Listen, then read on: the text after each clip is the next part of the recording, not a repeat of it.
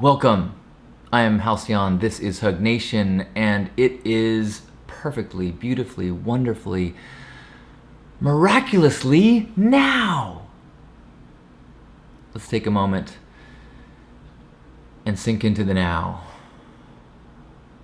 Become aware of the experience of this now.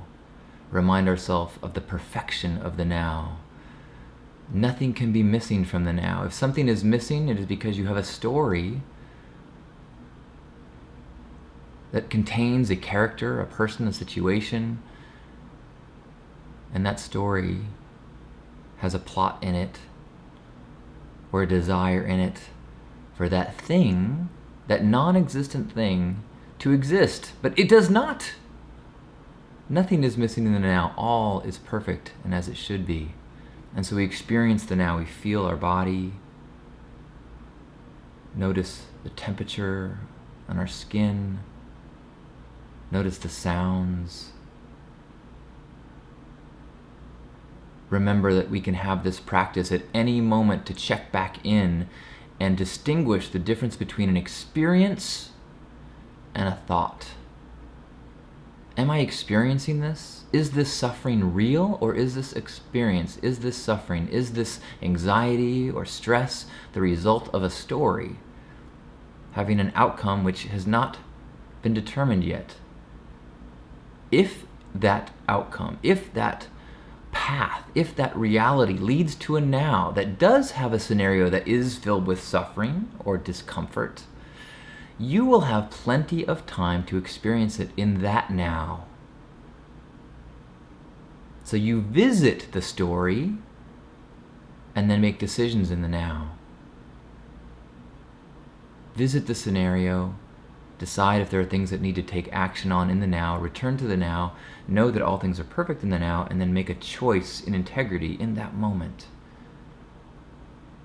And that practice of checking in vastly changes your experience of the world. It puts you in the driver's seat. It makes you an artist, crafting your experience, crafting the emotions and feelings that you have, because you can use your imagination as a tool and not some crazed tornado wind that whips your thoughts to wherever it wants it to go, smashing it into buildings and against uncertain futures.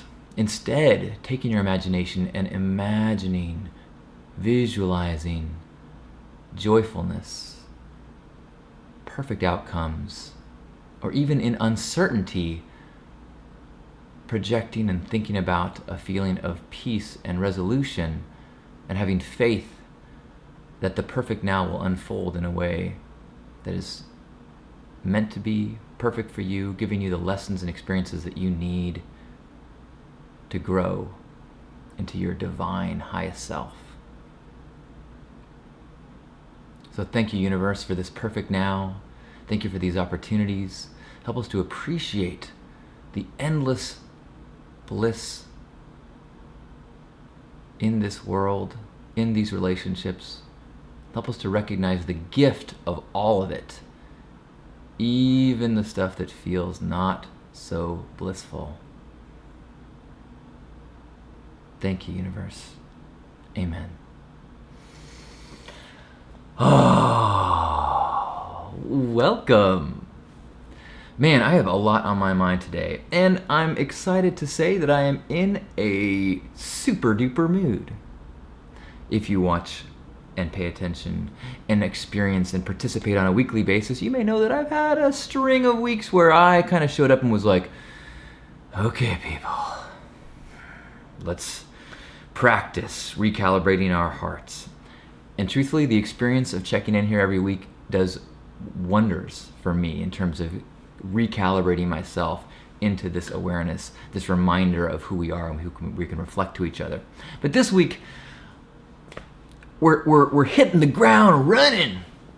And by running, I mean dancing. And by dancing, I mean heart exploding. Not in the, oh my gosh, he just died, something exploded out of his chest, but in the, wow, that guy is vibrating in a powerful and bright way. A number of things have happened this week that have been reminders of of this journey and what an incredible experience it is just to be in awe and pay attention. One that I've shared online, and I've been shocked, pleasingly shocked with how many people responded to it. On the train home on Friday, I sat down. It was a busy train, so I sat down in a section of the train where there's 4 seats. It's intended for families and groups, where 2 seats face 2 seats, but there wasn't any other seats. I'm like, well, I'll just sit here until a family comes. And I sat down, and a young man kind of said, "Is this free?" And he sat down, kind of right across from me. And I was like, "Hey," asked him where he was going. He's going to Los Angeles, which is about a 2.5 hour ride that we're going to share with each other. And I kind of, asked him a couple questions, and very quickly, he went to his headphones and his little phone terminal to the world. And I was like, I got stuff to do. I got my computer and stuff. I'm like, maybe we'll just kind of acknowledge that we're both in each other's eye space and just kind of spend the next 2.5 hours just kind of like intentionally not acknowledging and getting in the way of each other, minding our own business. And I just kept thinking, minutes go by, and I'm like, this can't be right. This can't be, God bless the technology that we have. It was so amazing to have this terminal in front of me that I could, read an update from my brother. I could call a friend that I haven't seen in a long time. Yay for technology, connector of the non-physical people plane. But if it becomes all pervasive, then we get in these situations where fate and serendipity puts us right next to people in an almost like smashing us into them way, and we do whatever possible to just go, let's not have an interaction. I'm sure we've all had that experience on a plane where you sit down next to somebody and you're like, and you don't acknowledge each other until either you have to go to the bathroom or you get off the plane. Maybe, on the, as you're getting off the plane, you say, have a good trip. Like, it's kind of squandering this divine opportunity. And I'm saying this not because I am always out in the world spreading my joy, but more like I need to remember to do this. And so on Friday, I had this experience where I sat down next to this person and finally was just like, I'm going to just start asking him questions, and started asking him questions about how old he was. And it turns out he's 17 years old. He was a junior in high school. And he reminded me a lot of myself when I was an adolescent.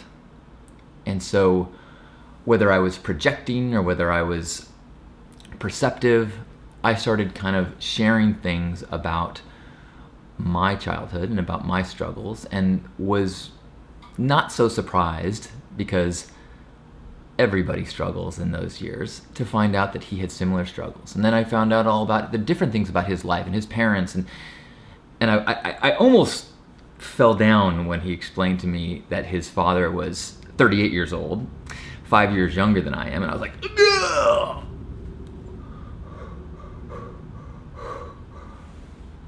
Good, yeah, okay, sure, yeah. But 2.5 hours later, after sharing everything that I felt like I wish I could have heard from a stranger on a train when I was struggling in those years, he got up and we hugged each other and we exchanged emails, and it was a really magical thing. And it was really magical. I don't know if it was magical for him. It was kind of like when you go out and you help the needy. Yeah, maybe they were touched by the experience. The key part is the effect that it has on you. It's not your effect on the world that you measure. It's how in line with the person that you want to be are you acting? Are you acting in integrity? And then whatever happens in the world is outside of your control. I can't go, well, actually what I did say is, how come he hasn't emailed me back yet? So I've been texting him like 5 times a day, like, hey, what's wrong? LOL, what's wrong? What's wrong? Don't you like me? Okay, no, not really. But what was wonderful, I shared this online, and so many people were like, yes, this is a good reminder. And so I share this now today as a reminder to myself, and as an appreciation of you, and as a reminder to maybe kind of nudge each other next time we're sitting in silence looking at our phones, that maybe we can ask each other where they're headed, what they're excited about, what one of their biggest teachers was, what the hardest thing about their day was, or what the most amazing thing that they've experienced recently is. Being an ear to somebody, which I had to remind myself because I get in a role and I like to talk. What? You like to talk? It's true. And so I had to be like, slow down.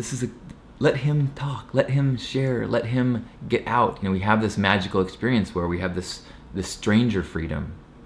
Single serving friends, I think is what they call it in Fight Club. And part of the gift of that is not taking it upon yourself to like impart wisdom, but take it upon yourself to play the role of loving listener. Remember, note to self. So another thing that happened this week is, did you notice I'm back to pink? After about a month almost of being blonde, I decided that it was time to return to pink. Now, over the last many years, I've been pink for, 10 years, but I have small chapters where I decide, you know what, that's it, and I've shaved my head during the New Year's often for a month or two just to kind of recalibrate and take the reins of this pinkness. There have been times when I felt like it was an obligation. It became this identity or uniform that I had to put on in the morning, as opposed to a celebration or a costume or an extension of some light inside. It became this thing that I had to because I had built up this brand. It's funny, since I've been blonde, how many people go, aren't you branded pink? I'm like, yes. Give a guy a break. But the experience I had was, I went into a store last week and the woman behind the counter was like, I was blonde and I had earrings and this cool piece of jewelry, and they're like, I love your whole look.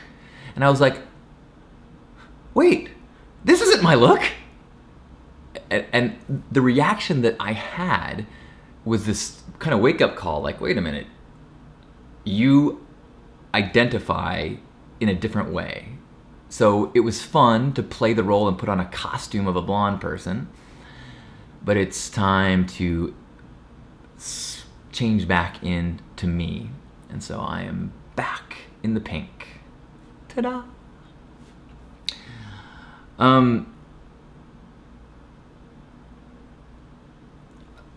Couple of other things on my mind today. Today is Martin Luther King Jr. Day, celebrated in the United States. And a lot has been on my mind regarding that. I took some time over the weekend to talk with my nephew Caleb about Martin Luther King Jr. because Martin Luther King Jr. is a big part of our family story, because my grandfather worked with Martin Luther King Jr. briefly in Denver.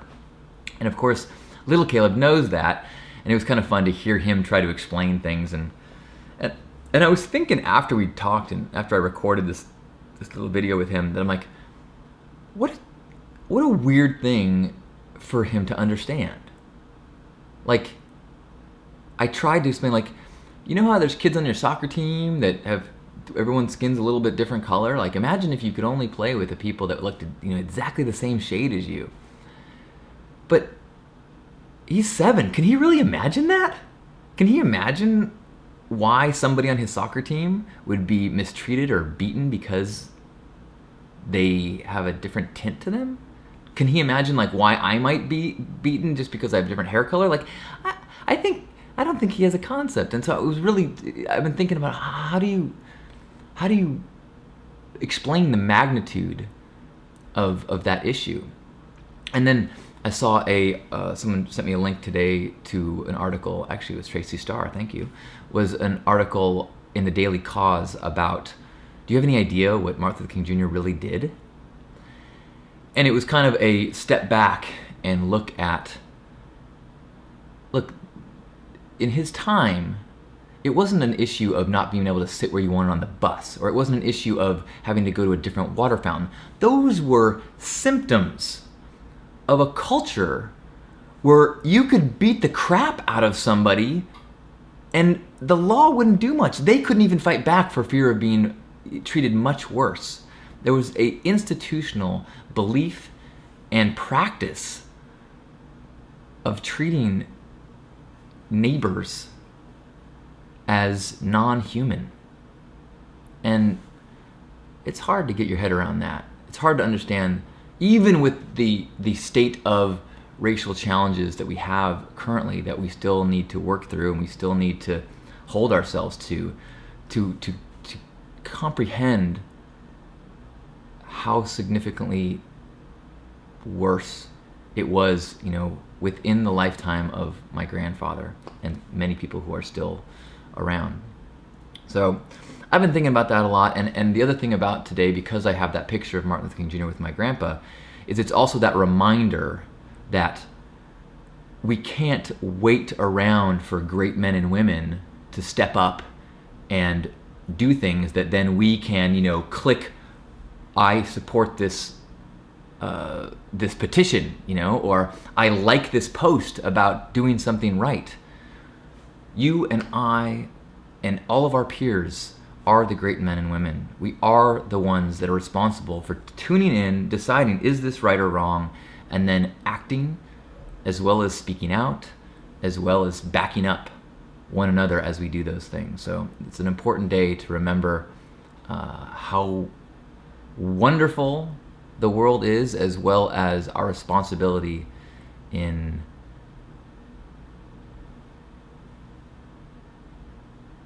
being in joy and adding light in a way that continually appreciates the state of all, while rising the love in the world, in our lives, in our interactions. Trying not to do so in a way that makes us feel like we're fighting all the time, but instead tries to make it feel like, in a way, like we're creating all the time, like we're uplifting all the time, like we're loving all the time. If you're trying to, well, I talk about this enough, that if trying to take darkness and stamp it out, end of the day you're exhausted and there's still plenty of darkness. But if you start painting white, you've created something. Even if there's still places that need paint, you have made a difference, and you look cool with paint on your clothes.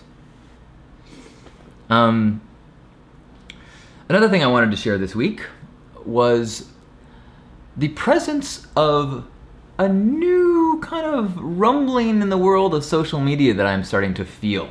There are two social media sites that are starting to get my attention. Yes, I am massively connected and in tune with and addicted to Facebook. I can quit anytime I want. But there's two sites that I've been this last 10 days or so going, this is a place that I could start to embrace as a tool, and as well as see as a powerful tool, not just for me, but for culturally. And those are Entheos, which is, I think they're calling it the Oasis, and also Google Plus, as that thing is getting going. Entheos is right now in a kind of beta. I think you can go to entheos.com and ask for an invitation. And it's kind of geared towards light workers and people who think in the Hug Nation kind of mindset. If you are listening to this, I think that you will love it.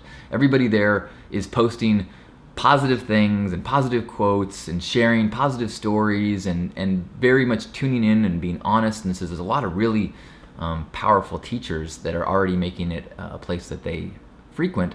And the thing that has made the biggest difference on me, or the biggest impact on me, is they have something that a lot of people do there. They call it Blissciplines, where people share their disciplines that they do in the morning before they check in with their email and before they tune into their to-do list of the day. And it's often things like yoga, stretching, a smoothie, extra glass of water, journaling, things like that. I think all of us probably have that on our list of things that we should do. I am very guilty of being in a headspace where I wake up and I go, I should do those things, but oh my gosh, there's so much on my to-do list that I'm already behind on. I need to get to email, make sure that's taken care of, blah, blah, blah, blah, blah, blah, blah. And it's an investment in myself and big picture, everything I touch and every person I touch, to dedicate that 30 minutes, 20 minutes, 15 minutes to my blissciplines. And because I'm in this place where not everyone, a lot of people are sharing them, I feel like, cool, it's a support group. And so I've been sharing the things that I'm trying to do every morning, which is like 15 minutes of yoga, set of push-ups, set of sit-ups, extra big glass of water, and I'm trying to add to it. I'm trying to start to do a little, maybe journaling, a little bit of, I'm trying to be open to other habits that I can try to cultivate.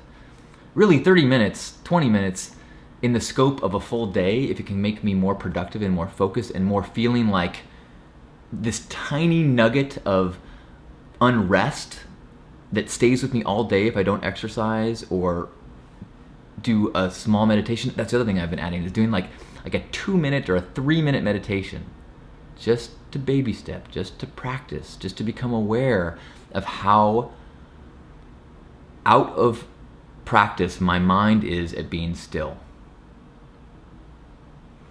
Same was true with the push-ups and the sit-ups. There was a time when I was much stronger. My muscles had much more endurance and stamina, and the key is a practice. The key is getting to a place where you dedicate to do so. And I'm feeling much better because of that. Maybe that's why I'm in a good mood today, is just that daily recalibration, just like we do this weekly calibration. And then Google Plus. Anybody use that? When it first came on the scene, I thought it was cool, and but it wasn't enough to make me spend time on there outside of my Facebook world, because it doesn't have the same infiltration of people. It's not the same, I post something on Facebook and I get comments and feedback, and it's nice strokes. Oh yeah, we're listening, we're watching. In Google Plus, it's not so much. But Google Plus has been cranking away, and I just kind of started to show up more, and I'm seeing how integrated it's all getting. And Google Plus is not just the social media site, it's integrating with all the Google tools, the tools that I use all the time anyways. I use Drive, I use Hangouts, I use Maps, all these tools are starting to become integrated into this one identity. And the tools are getting better and they're cleaner. And I had this epiphany last night where I'm like, society is going to start using this as its operating system. If you watched Her, I started thinking about operating system a lot. But outside of just being social and hanging out, if there's so much about your identity in our culture that can be integrated into this Google Plus world because of the way it's got ties into so many things that we already use. And Google has this reputation that doesn't have the same taint as Facebook's does. It's not so money focused. It's not so much about trying to market us and make money. I mean, clearly that's part of their game, but it's not overt, and it doesn't have that brand. And so when you use it, you're not feeling like I'm being marketed to. They're collecting my data. They're gonna, exploit me in some way. So I think they're in this amazing position to become the default way that, when a kid's born, you make them a Google Plus account, and you start accumulating their identity online that they then step into. And it's got all the ways of sharing by different types of circles, and it's got Hangouts, which are freaking magical. Probably we'll be doing more live events through Hangouts in the future. And I had this thought that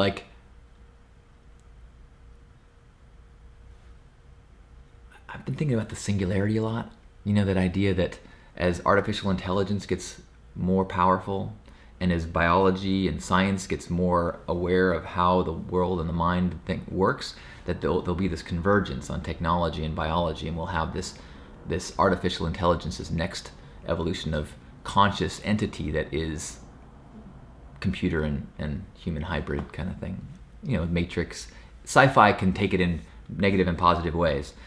But Kurwitz is the author that started talking about singularity, and it's touched upon in the movie Her, and so it's been floating around in my brain. And as I saw this Google stuff about it, taking all of our world and starting to make it digital, it's like, how much more processing power, how many more years, decades will it take to be able to catalog every experience, every sensation, every interaction?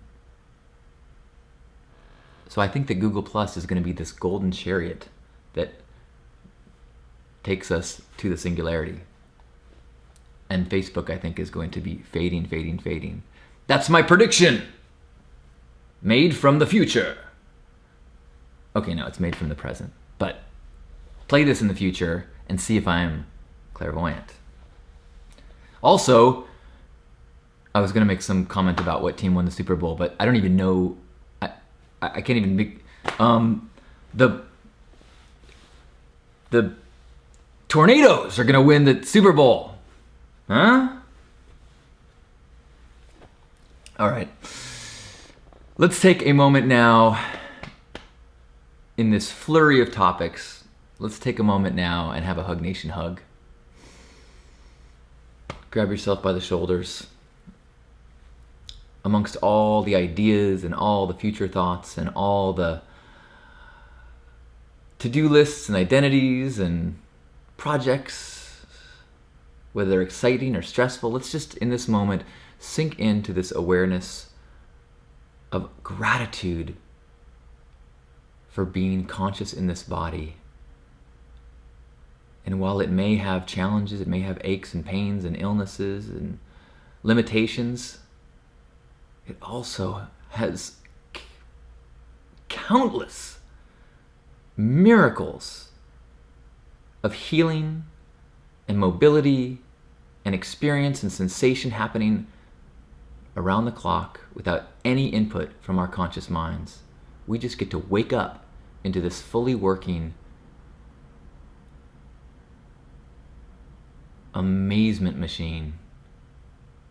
And so let's take a moment to remember to step out of the need to do all the time and remember the gift of being, human being, human awe and appreciation for the experiences and the relationships and the lessons, for appreciation for that rare and wonderful moments when we experience and meet and connect and reflect with another human being who reminds us of that gift, who reminds us of the bounty and beauty of this experience of life. That namaste moment when someone reflects back to you and reminds you of your divinity, of the magic, the miracle, the inexplainable of being alive. So we take 3 breaths just to sit with and anchor in gratitude. Let's feel our lungs fill and let's sigh it out in through the nose.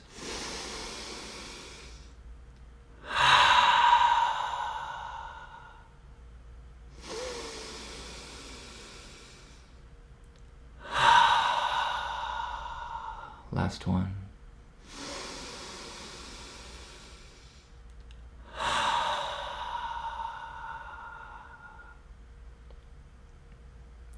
On behalf of Grandpa Caleb, all the love warriors, happy Hug Nation, thank you. Thank you for being you, for allowing your light to shine, to sharing your smile and your eyes and your wonder. I love you. Namaste.